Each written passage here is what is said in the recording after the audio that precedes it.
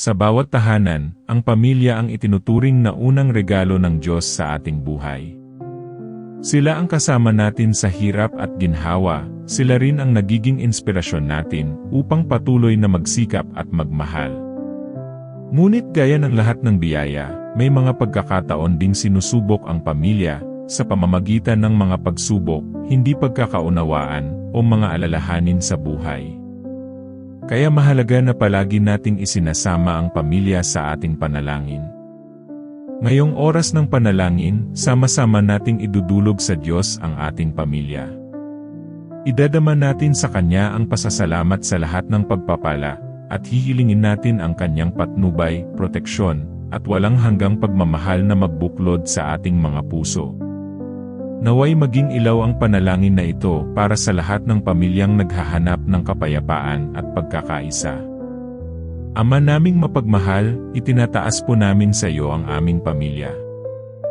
Salamat po sa bawat miyembro na iyong ipinagkaloob. Salamat sa mga magulang na nagsisilbing haligi at ilaw ng tahanan. Salamat sa mga anak na nagbibigay saya at pag-asa sa bawat araw. Salamat din sa mga kapatid na nagiging katuwang at karamay sa lahat ng yugto ng buhay. Panginoon, hinihiling po namin ang iyong gabay sa bawat desisyon ng aming pamilya. Naway ang bawat hakbang na aming tatahakin ay naayon sa iyong kalooban. Ilayo po ninyo kami sa anumang tukso at kasamaan na maaaring sumira sa aming pagkakaisa. Palakasin po ninyo ang aming pananampalataya upang sa oras ng pagsubok, kami ay hindi matitinag kundi magpapatuloy sa pagtitiwala sa iyo. Turuan po ninyo kaming magmahalan ng walang kondisyon. Sa gitna ng hindi pagkakaunawaan, naway ang kapatawaran ang mangibabaw. Sa oras ng pangangailangan, naway maramdaman namin ang halaga ng pagtutulungan. Sa bawat tagumpay na aming matatamasa, naway hindi mawala sa aming mga puso ang pasasalamat sa inyo. Panginoon, balutin po ninyo ng iyong banal na dugo ang bawat miyembro ng aming pamilya. Ilayo po kami sa anumang sakit, kapahamakan, at sakuna. Naway palaging maging ligtas ang bawat isa, saan man kami naroroon. Bigyan po ninyo kami ng kalusugan upang magpatuloy sa aming mga tungkulin at misyon bilang pamilya. O Diyos, Ikaw po ang aming sandigan. Ikaw po ang aming gabay at aming tagapagligtas. Sa inyo po namin ipinagkakatiwala ang aming pamilya ngayon, bukas, at magpakailanman. Panginoon, Ikaw ang nagbibigay saysay sa bawat ugnayan sa aming pamilya. Naway manatili ang iyong presensya sa aming tahanan, upang ang bawat salita at gawa ay maging patunay ng iyong pagmamahal. Turuan mo kaming maging mahinahon sa pakikitungo sa isa't isa, at huwag hayaang manaig ang galit o tampo.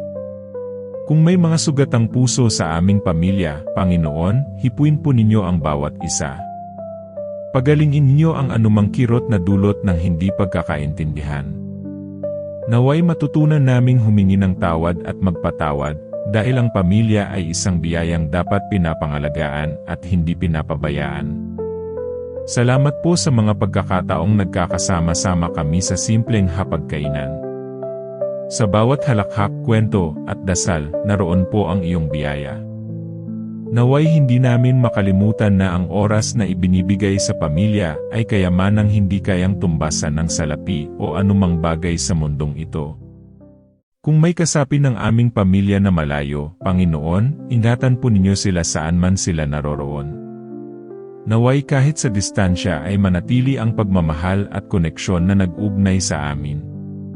Palakasin po ninyo ang kanilang katawan at isipan at ipaalala sa kanila na may tahanang naghihintay ng kanilang pagbabalik.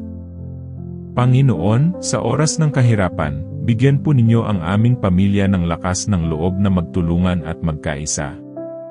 Sa halip na sisihan at tampuhan, naway maghari ang malasakit at pag-uunawaan. Turuan mo kaming magtiwala na sa bawat unos, may bahagharing naghihintay pagkatapos. Kung may dumaraan sa pagsubok sa kalusugan, Panginoon, Ikaw po ang aming dakilang manggagamot.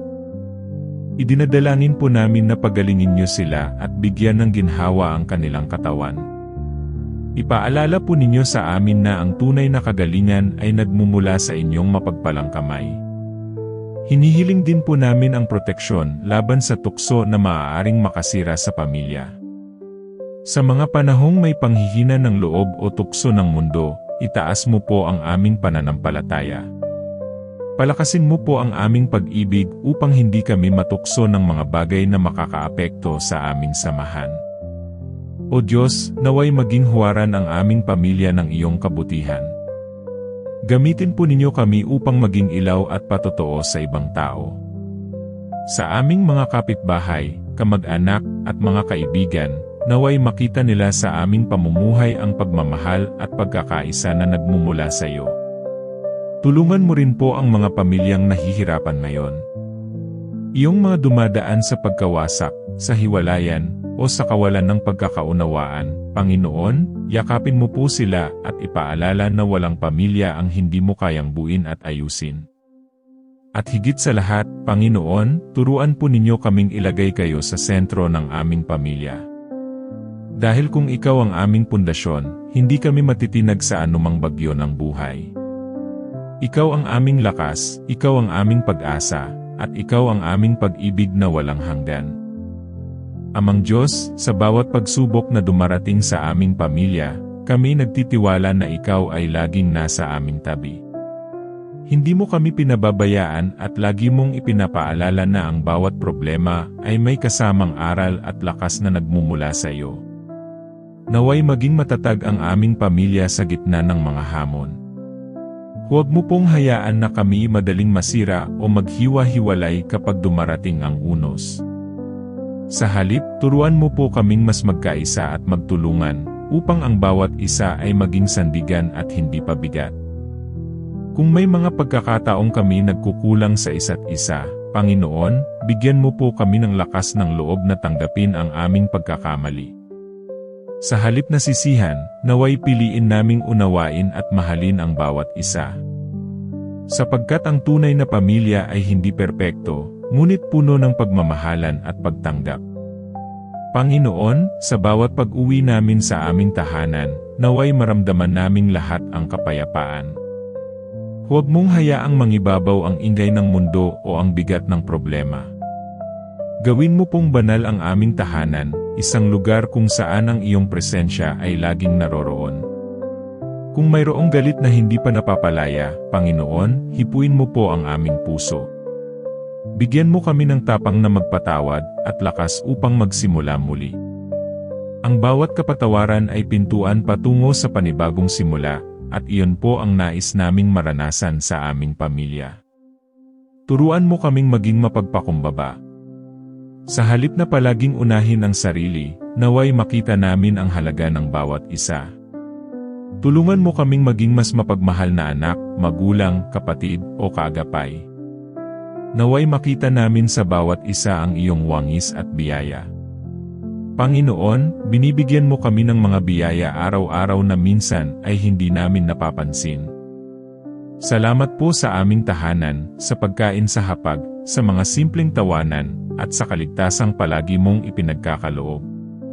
Naway hindi kami maging makakalimutin, kundi maging puspos ng pasasalamat sa lahat ng bagay. Kung may mga pamilyang dumaranas ng kakulangan, Panginoon, idinadalangin namin sila. Naway maging bukas ang aming mga kamay at puso upang magbahagi ng biyayang natatanggap. Turuan mo kaming hindi lang humingi kundi maging kasangkapan ng sagot sa panalangin ng iba. Sa bawat plano at pangarap ng aming pamilya, Panginoon, isinasama ka namin. Huwag mong hayaang kami umasa lamang sa aming kakayahan. Ituwid mo po ang aming landas, buksan ang tamang pintuan, at isara ang mga daan na hindi makakabuti para sa amin. At higit sa lahat, Panginoon, ipaalala mo sa aming pamilya na ang pinakamahalagang yaman ay hindi material, kundi ang pagmamahal na nagmumula sa iyo. Naway manatili kang sentro ng aming buhay, upang sa bawat hakbang ay hindi kami maliligaw, kundi palaging patungo sa inyong ilaw. Panginoon, ikaw ang aming liwanag at lakas sa gitna ng dilim. Sa tuwing ang aming pamilya ay dumaraan sa matitinding pagsubok, naway huwag kaming mawalan ng pag-asa. Itanim mo po sa aming mga puso na ang bawat bagyo ay lilipas at ang liwanag ng iyong pag-ibig ay laging sisikat. Turuan mo kaming maging mas mapagkalinga sa isa't isa. Huwag mong hayaang ang aming tahanan ay maging lugar ng malamig na damdamin o katahimikan ng galit. Bagkus, gawin mo po itong pugad ng yakap, ng pag-unawa, at ng diwa ng tunay na pagtutulungan. Kung kami man ay nadadala ng pagod at alitan, Panginoon, pawiin mo ang aming init ng ulo. Palitan mo ito ng mahinahong puso at mapagmahal na isipan. Naway mas mahalaga sa amin ang kapayapaan kaysa sa pagiging tama, at ang pagmamahal kaysa sa pagmamataas. Panginoon, itinataas din namin ang aming mga anak sa iyo. Naway lumaki silang puno ng takot at pagmamahal sa iyo. Bigyan mo sila ng tamang landas at ilayo sa mga tukso ng mundong puno ng kasamaan. Naway lagi silang patnubayan ng iyong Espiritu Santo sa kanilang mga pangarap. Para naman sa mga magulang, hinihiling namin ang lakas, karunungan at pasensya. Sa kabila ng mga responsibilidad at sakripisyo, naway manatili silang puno ng pag-ibig. Huwag mo silang hayaang mapagod sa pagbibigay, bagkus ay palakasin pa ang kanilang mga puso upang maging ilaw ng aming tahanan. Panginoon, kung may sugat na dulot ng hindi pagkakaintindihan, pagalingin mo ito. Hipuin mo ang bawat pusong puno ng tampo at sumbat. Turuan mo kaming magpakumbaba, humingi ng tawad, at magpatawad ng buong puso. Sapagkat ang pagpapatawad ay daan patungo sa ganap na pagkakaisa. Naway maging bukas ang aming komunikasyon sa isa't isa. Huwag mo pong hayaang manatiling nakatago ang aming damdamin. Turuan mo kaming magsalita ng may pag-ibig at makinig ng may pag-unawa. Dahil sa pakikipag-usap, mas nakikita namin ang puso ng bawat isa. Panginoon, sa bawat hapagkainan, naway hindi lang pagkain ang aming pagsaluhan, kundi ang tawa, ang kwento, at ang pagmamahalan. Kahit sa mga simpleng bagay, makita sana namin ang yaman ng pagkakaroon ng isa't isa. Kung may mga pagkakataong kami nagiging abala, at nakakalimutan ang aming pamilya, Panginoon, paalalahanan mo kami na sila ang pinakamahalagang regalo na ipinagkaloob mo. Naway bigyan namin sila ng oras, yakap, at pagmamahal na hindi kayang tumbasan ng anumang bagay sa mundo. At higit sa lahat, Panginoon, huwag mong hayaang makalimutan naming ikaw ang sentro ng aming pamilya.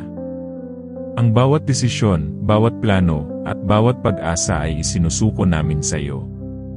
Sapagkat alam namin, sa iyo nagmumula ang lahat ng bagay, at sa iyo rin kami babalik. Panginoon, sa bawat araw na dumarating, hiling namin na manatili kang kasama namin sa bawat hakbang. Ang aming pamilya ay hindi perpekto, ngunit sa iyo nagiging buo, sa iyo nagiging matatag, at sa iyo nagiging masaya. Kung dumating ang mga araw ng kakulangan, Panginoon, ipaalala mo sa amin na ang pinakamahalagang yaman ay hindi pera, kundi pagmamahalan, pagkakaintindihan, at pananampalataya. Huwag mo pong hayaang mawala sa amin ang puso ng pasasalamat kahit sa maliliit na bagay. Sa oras ng kalungkutan, punuin mo kami ng ligaya. Sa oras ng pangungulila, iparamdam mo sa amin na hindi kami nag-iisa. Sapagkat ikaw ay palaging nariyan, nakikinig at nakaagapay sa bawat hinga ng aming pamilya.